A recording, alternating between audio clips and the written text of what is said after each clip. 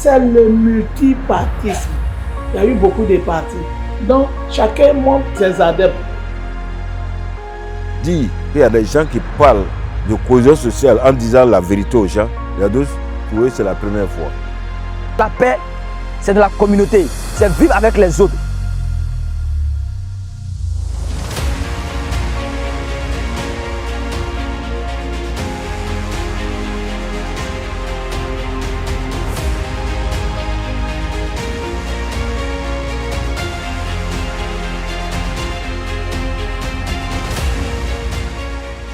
Depuis l'avènement du multipartisme en 1990, la quasi-totalité des échéances électorales en Côte d'Ivoire est émaillée de violences avant, pendant et après le scrutin.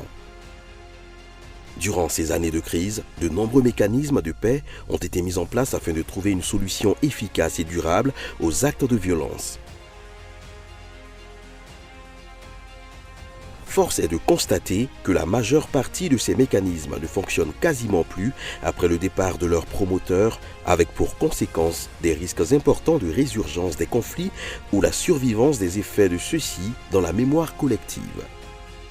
Dans les cas de figure où ces mécanismes réussissent à continuer de fonctionner au lieu de se poser en auxiliaire de gouvernance locale, certains parmi eux se sont transformés en des espaces concurrentiels de lutte de pouvoir avec les autorités locales, qu'elles soient coutumières ou administratives. Pour espérer leur faire prendre toute leur place dans l'architecture locale de paix, il importait que ces mécanismes se réinventent en repensant leur composition, leur fonctionnement. Avec l'avènement d'Indigo, on a essayé de trouver une stratégie qui allait permettre à la fois aux populations de s'approprier les différents mécanismes, mais aussi pour créer une synergie d'action avec les autorités administratives et les autorités coutumières qui, elles, restent même quand le promoteur ou l'ONG s'en va. Donc c'est ainsi qu'on a réfléchi à ce modèle de collaboration qu'on a appelé cadre de collaboration. Ce modèle inclusif et participatif de dialogue et de concertation est une réponse à la compression des distances horizontales et verticales. Mais dans les faits, c'est quoi un cadre de collaboration et comment on devient membre d'un CDC? Le cadre de collaboration, ce n'est pas un comité, ni une plateforme, ni une association de personnes. C'est un espace informel de dialogue et de concertation. Ce que nous recrutons, c'est par rapport à leur raisonnement.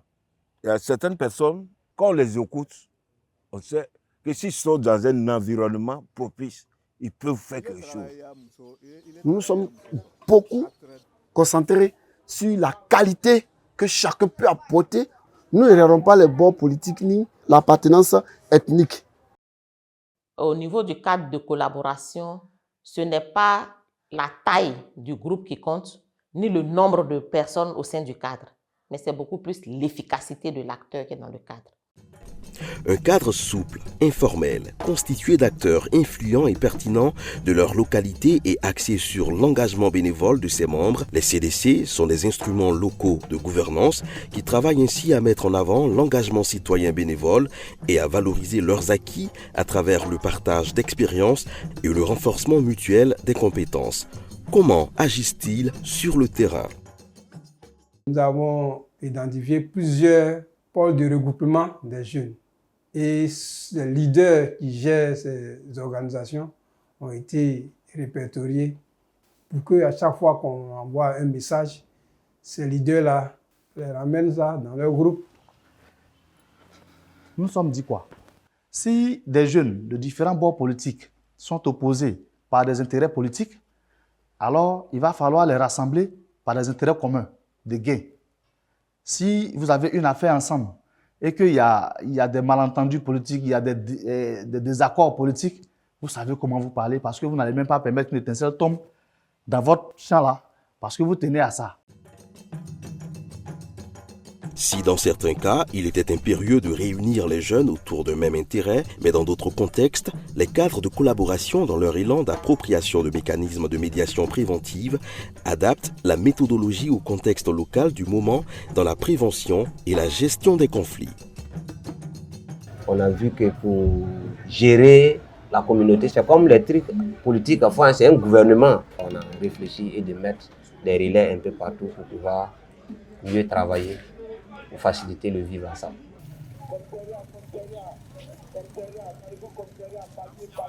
S'il y a un petit bruit quelque part, les entrepreneurs de violence s'en accaparent pour en faire leur activité. Donc, notre choix se porte sur pour que ceux-là, à travers ce qu'ils ont traversé, ils seront les bienvenus pour essayer de cadrer les futurs entrepreneurs de violence.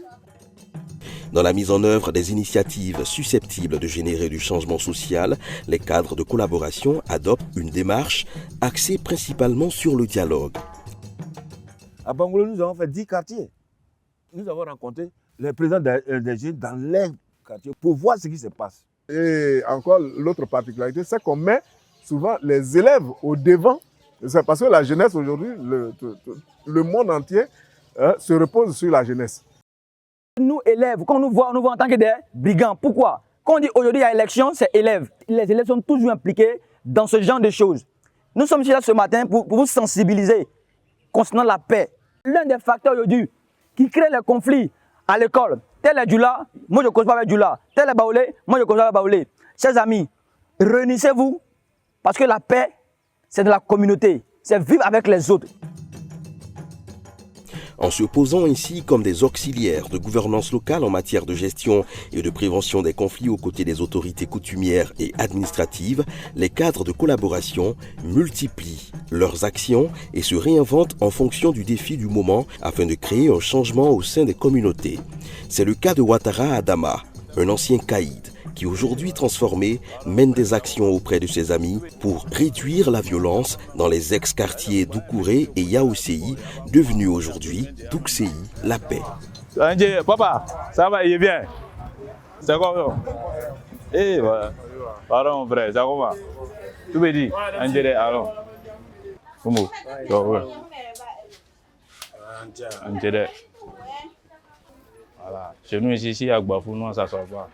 Voilà, si ils ont allumé le feu, nous on met pétrole dedans et puis ça s'allume bien. Mais aujourd'hui, là, à grâce des cas de collaboration, on a eu à arrêter ces gens de bêtises-là.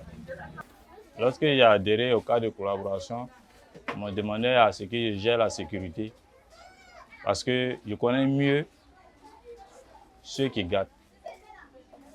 Et aussi, je sais comment il faut les approcher pour que ça ne se gâte pas. Par malheur, j'ai été la première victime de ce groupe qui était en colère. Ils ont enlevé un fusil, donc j'ai été la première personne qu'ils ont touchée par balle. Vraiment, pour le vivre ensemble, ce n'était pas bon. C'est vrai, j'ai vécu cette situation. Et c'est un peu difficile de pouvoir l'oublier.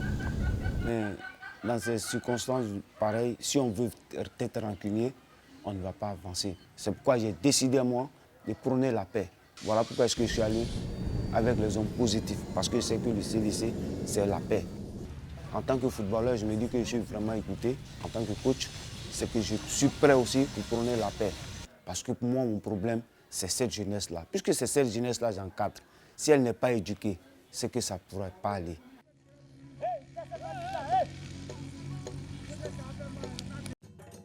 L'approche, une stratégie qui porte toujours les fruits lorsqu'elle est bien menée. C'est le cas du projet de construction du 4e pont où les membres du cadre de collaboration se sont autosaisis pour mener des activités de médiation préventive auprès des communautés des 2 quartiers susceptibles d'être affectés par le projet.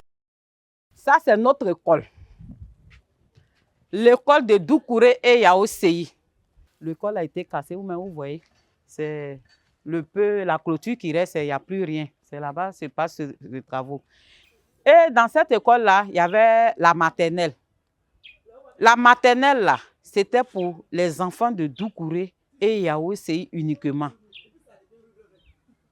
Donc, vous-même, vous voyez, si le cas de collaboration n'avait pas pris le devant pour sensibiliser la population par rapport au projet du 4e pont, pour casser cette école-là, vraiment, ça allait être difficile. Mais puisque la sensibilisation a pris le dessus, le mot cohésion sociale, paix, est rentré dans nous-mêmes, nos comportements. Ça fait que quand il y a eu le déguerpissement de l'école, quand ils ont commencé à casser l'école, on n'a pas réagi. Aujourd'hui, les cadres de collaboration démontrent leur efficacité sur le terrain.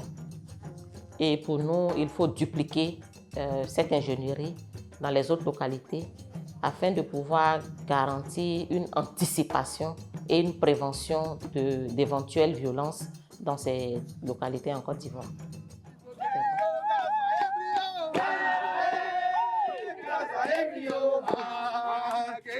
Gaza